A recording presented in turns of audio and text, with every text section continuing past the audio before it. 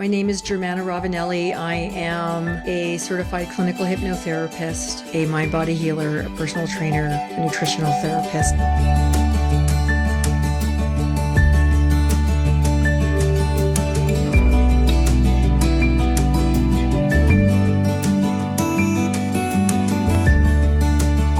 I was taught that health is harmonizing the body, the mind, and the spirit.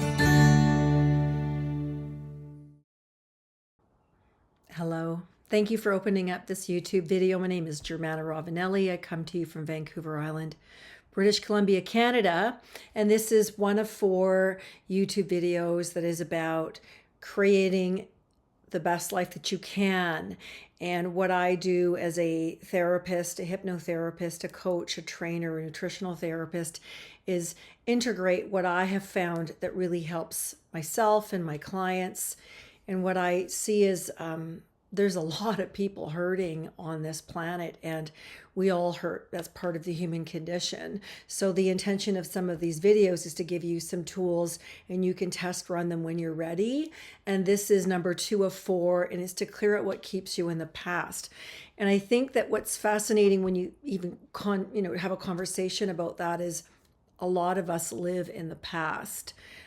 In fact, what that does is it actually can be very, very difficult for your immune system and your health to have robustness. There's an old saying, when your mind is in the future and you're worrying, or your mind is in the past and regretting, you lose up to 70% of the units of energy that otherwise you would have if you were in the present moment. And that, sounds silly, but in reality, wherever your mind is, that's where you are. And the subconscious doesn't know the difference between fantasy and reality. And if you're going into a past painful experience or regretting or reflecting, what it does, it's also part of grief. But what it does is it robs your units of energy for actually being in now. And now is where we actually have all of our power, all of our energy, all of our ability to kind of go, well, if today's the day that I have, what am I going to give myself? And if you find that your mind bounces, we all have that. So you're not unusual. But if you find that your mind goes into these different pockets, then part of what can help you is learning how to, do some abdominal breathing. Also this is going to sound silly, but it's really interesting. The silly things work. Just hum, pick a sound and just hum for 5 minutes in a row. You can make any sound, but it's a soft, low tone. Ah. And if you do that for 5 minutes, I will guarantee you afterwards you will not feel fatigued, sad, depressed, etc., because you've given your mind something positive to do. And our mind, one of my teachers who's gone, he calls it the monkey mind. It's like 7 monkeys all tied on different ropes to one pole, and they're spinning and they're spinning and they're spinning. And what happens is the host, you and I, are exhausted by this thing doing all these things. And so being, wise or having discernment or having any kind of mastery is being able to pull yourself to now. And, you'll see the Buddha belly, it's big and it's round. And that's not about being indulgent. It's about being in the present, receiving the now. The belly's full, taking in air, taking in life. So let's face it, we're here on Earth School. It hurts sometimes. Things don't always go the way that we had hoped. We might have wishes or expectations that don't work out. And then how do we unpack that? How do we create a practice so that we're not living in sadness or regret? And remember, grieving is part of the life experience. And some people live there and they're clinically depressed. So you could actually have a timer. I'm going to give myself 5 minutes or 15 minutes today, and I'm going to let myself feel as bad as I can about everything that's upset me, about all of my losses. And then you allow yourself to really do that. It sounds silly, but it does help, because now you're not making your feelings wrong. You're not making a loss wrong, but you're giving yourself, it's a mental and emotional boundary.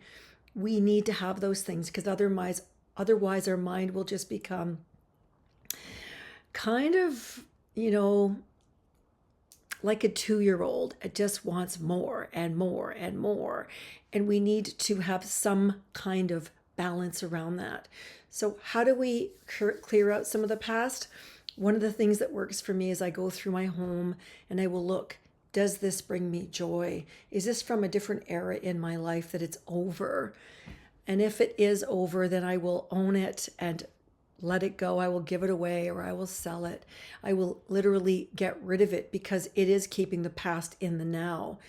And so that is one way that really, really works. I will also look at clothes that I don't use or wear that is from another era, when maybe I was in my mid 30s, maybe I was in my 40s, and I go, I don't wear this anymore. This was a different time when I hung out with different people, and I will get rid of that. And also, I mean, it sounds simple to look and find out where is their clutter. Clutter is usually us on some level holding on to something or abandoning ourselves on some level and just going like, is this good for me? Does this bring me joy? Or does it hurt when I look at it? Then that's another way to sort of, it's an emotional clue. This isn't good for me. I'm going to get rid of it. So, spring is an opportunity to plant seeds and to create new outcomes for our new life. And I love that about spring. And I also recognize that some of the pain of the past will come up because it's like, what about me?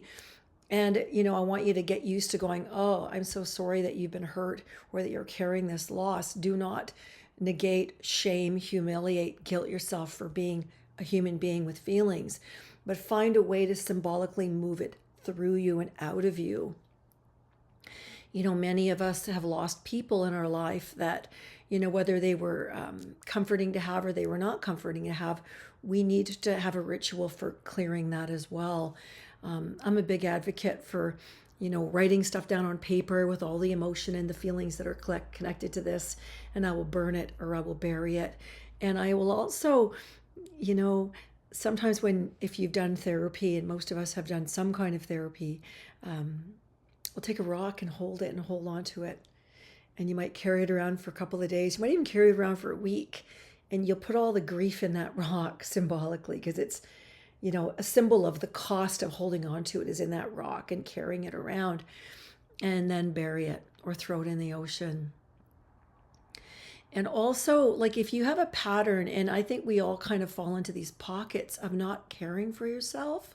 Maybe it's, putting cream on your elbows or getting out for a walk or, cooking nice food, changing the pattern, doing something different. Like today, I'm going to cook nice food for this next couple of days. That's a symbolic action that says I'm moving on.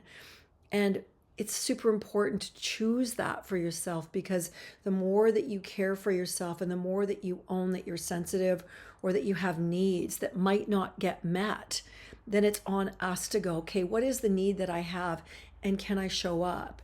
And I think that's also another way of healing and growing up. If you came from any kind of dysfunction where it was normalized, then your subconscious thinks that's how you do life. And that is how you keep yourself in a form of self-neglect or self-abandonment. And so the opposite is asking, how can I bring joy into my life? How can I allow this day, I love this story, to make this day, even for an hour, just all about I'm creating a love movie where I'm loved and I'm safe and I get what I want. And it doesn't have to be indulgent or expensive. They're little things. It could be, I love clearing out clutter. My mom was a bit of a hoarder and I was so embarrassed to bring people to my house. So when I look at any sign that represents that, I actually get sad, which is interesting. And then I gently remove it. And that is a way of me letting go of what keeps me in the past. If you still have parents that are alive, they may bring up grief for you or loss for you, but one day they'll be gone. And that's a whole other type of what keeps you in the past. If you have people in your life that, you've got unfinished business with, whether you do it to their face or whether you do it in a prayer or whether you do it written, the best thing that we can ever do is this is what I needed and wanted from you. And I'm sorry that you couldn't give that to me. And I'm sad and I'm hurt. And own the pain and I forgive you for not being the way I wanted you to be. And I forgive you and I set you free. And then I forgive me so I can be free. That is one of the most powerful prayers that I was taught years ago by an incredible healer named Louise Hay. She was all about, being able to heal subconscious wounds, which is what brought me to learn about hypnosis. So I'm going to end this video, and I'm hoping that something here brings you a nugget. Pull a weed out of the garden and plant a seed in the garden inside of you. And if you have a garden outside, do that as well. Anytime you start something new, you are essentially creating a new life for yourself. And anytime you finish something that needed to be finished or that was left unfinished, we call them incompletes, you're letting go of the past. You're letting go of what that represented to you. So thank you so much. And if you think that someone that you know might enjoy this, please feel invited to share it with them. And I would love it if you would subscribe. I'm going to plan to do a little bit more with this channel. It's sometimes difficult because I'm human too. And sometimes I'm like, I got to get myself in the right space. So thank you for listening and thank you for being here.